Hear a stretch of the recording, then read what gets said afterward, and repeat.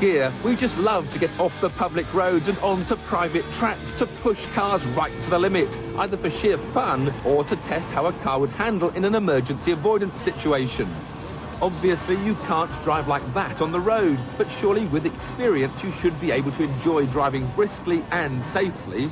Well, you can, but only if you're sure you know what you're doing. It's all a matter of driver awareness, or defensive driving as it's sometimes called.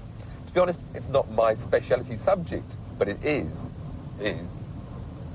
Paul Catlin is a former Class 1 police driver who left the force over 10 years ago to set up his own company running advanced driving courses specialising in improving road driving. So do these courses really have any effect?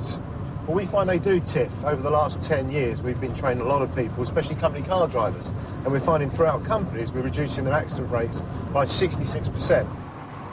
Paul reckons that only 1 in every 10 drivers is actually concentrating on their drive.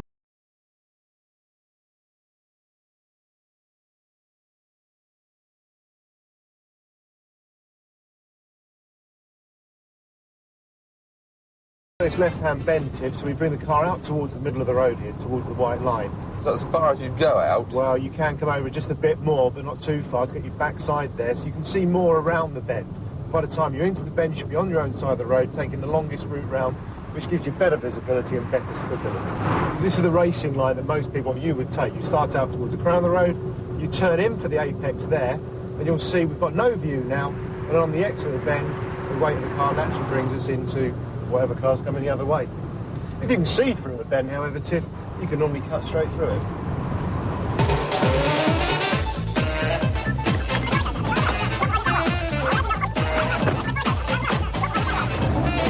OK, time to go back to school and put Paul's theory into practice.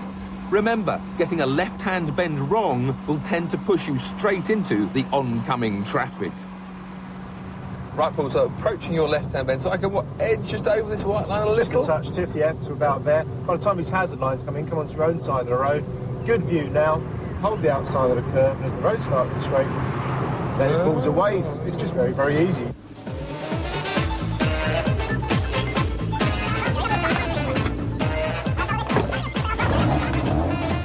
Well, the right hand is the same theory, Tiff, but you go the other way around. Obviously, you bring the car into the left, and then we take the longest route around again. We bring the car as far to the left to see right the way around the bend, and you find on the exit of the bend the car's now pulling away towards the centre of the road or towards the middle of the lane, instead of being thrown into that statutory tree that seems to be there on the exit of every right-hand bend. OK, so the same right-hand bend approaching. Where does the racing line take me wrong here? Right here, Tiff, if we now turn in towards the apex here, you can see that the weight on the exit of the bend takes us there.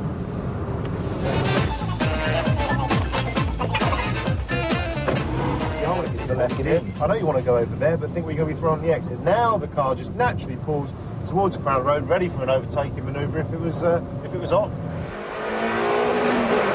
Overtaking. Now that sounds a bit more like my cup of tea. Ducking and diving, bobbing and weaving. Getting into the slipstream, closing in for the kill. Oh no, he's just about stopped. Looking for the earliest opportunity to get past. Wrong again. So hold it into the left. Come back just a touch, Tiff. And there, if you wanted to go, just hold back, hold back, hold back. Let them go first of all. You can't see. I'm racing now. You can't see. You can see through the middle. Still hold back. Red car coming the other way, and then gently into left. But come back off the Tiff. So you want to go through with everybody else. Just got too close there. Yeah, just a bit too close. You didn't get the view. You just got into your racing mode and wanted to follow everybody else. All right then, Paul. Let's see how you should do it. If we apply the technique, bringing the car into the left, taking a lower gear before the bend, now bringing this car in, not putting pressure on him, staying in towards the left. You see he's moving towards the crown of the road, our natural line here is there, he's moved out of our way, and we've got a straight line overtaking. It's as simple as that. So not getting too close is the key? Well, I think if you get too close, you put pressure on yourself, and you put pressure on the car driver in front. OK, Paul, we're coming into a town now. Look, I can get the speed down to 30. Can I switch off and relax a bit now, please? Well, you think so, but now your speed's dropped. Try and keep your thought process going as well, Tiff. You've got other things to look out for. Where you can actually look at pedestrians, parked cars, people walking out, everything's going on here. So the answer's no. Oh dear, the lesson goes on. We've only just scratched the surface. I'll try and show you.